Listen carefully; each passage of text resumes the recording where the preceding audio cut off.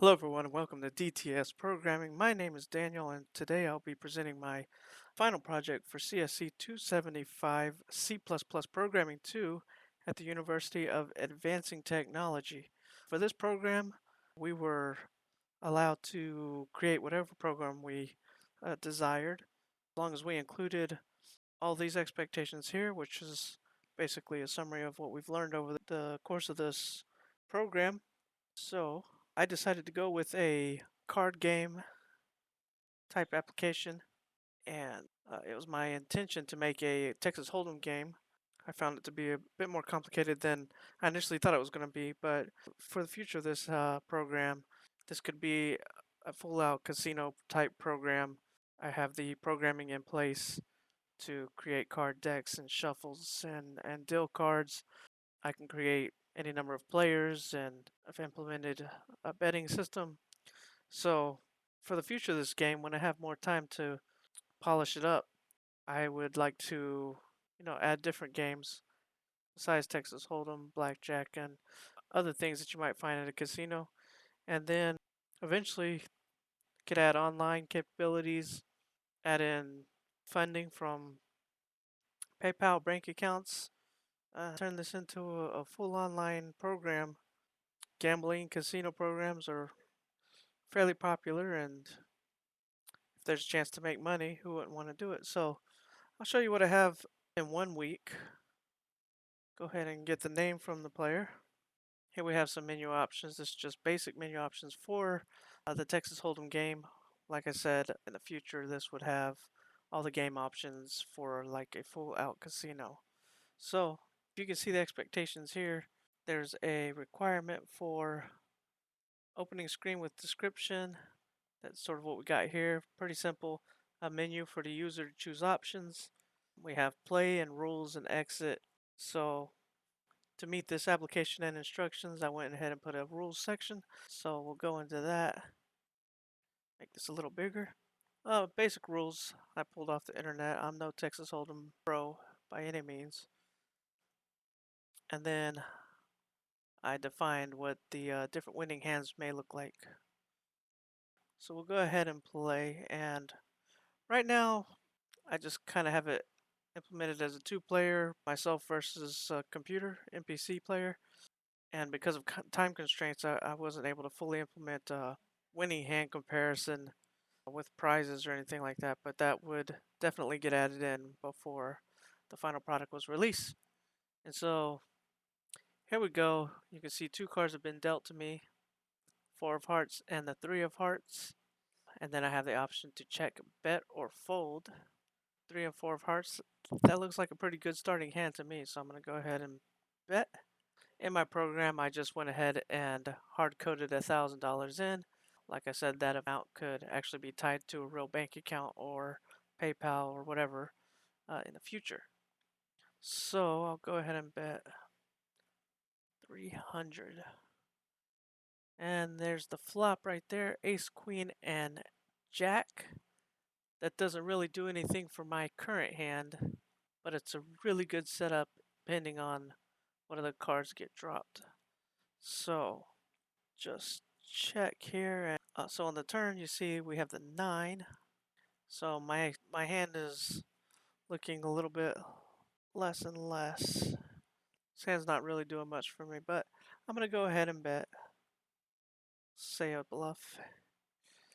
I mean, you can see my amount of money that I currently have reduced by the previous bet. So I'll throw down another 300. If I was playing against real players, this would be a bluff, obviously. Since I'm not, and I'm not risking any real money, just went ahead and did that so I could show that these values are tracked throughout the game. And then it shows the NPC's hand after the final river card is dropped. And so when you compare the two, like I said, I'm not a pro, but just looking at this, neither of us have anything really to speak of. And so in this case, I guess it would be high cards. 6 and he has an 8, so I guess he would win on high card. But anyway, that's what I was able to come up with in 1 week.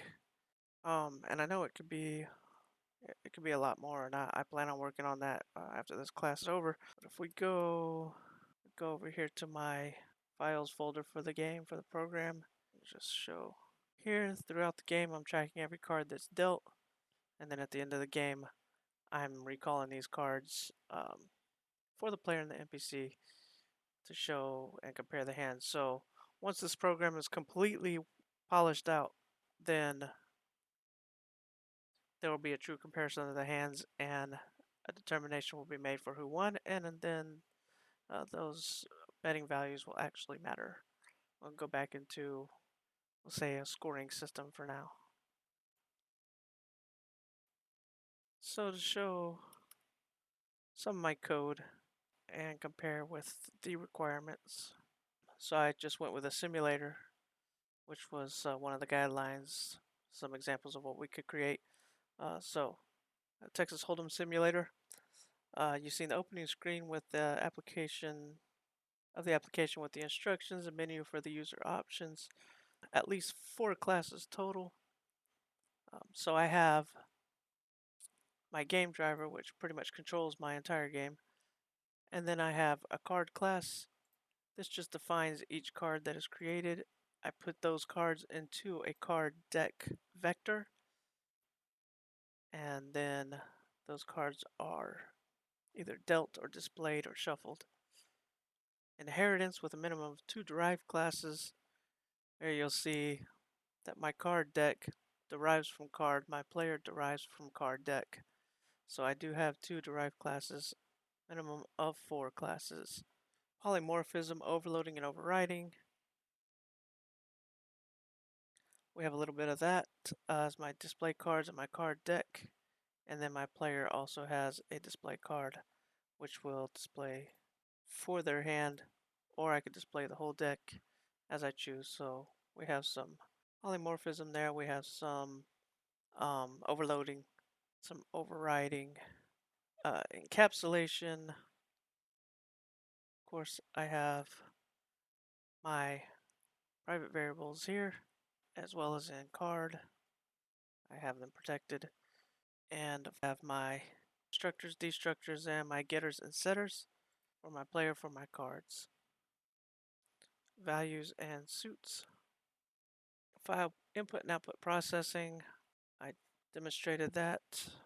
Once again, during the game, all the cards will get stored in this file, and then they will be accessed and displayed at the end of the game, which I could show you here.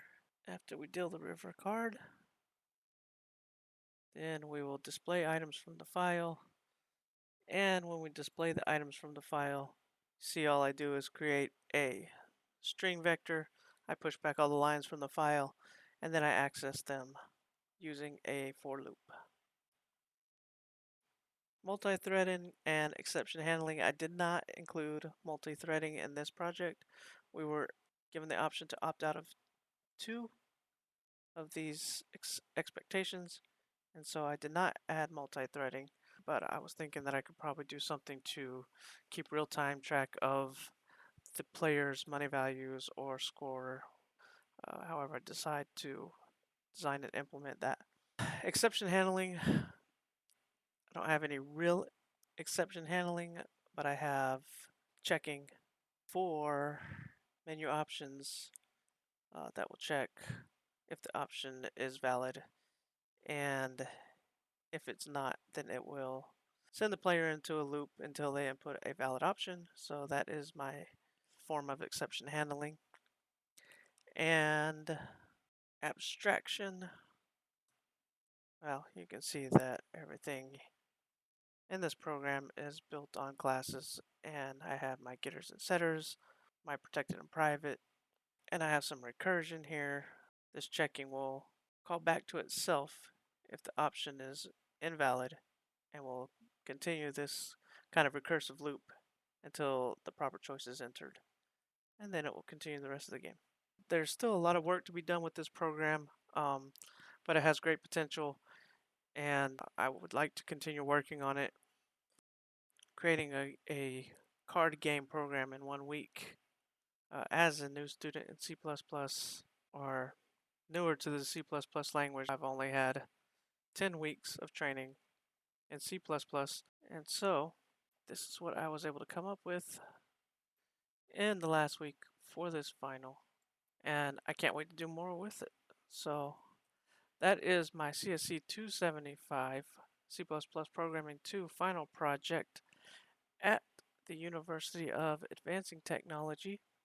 I hope you enjoyed this presentation and the program, and leave any ideas or comments about how to improve it, how to make it better, how to make the code better. I'm new at this, and I have plenty of room for growth and learning. I still think that my code needs a lot of work, but I'm happy with what I have so far, and I know it's going to get a lot better in the near future. So, thanks for watching.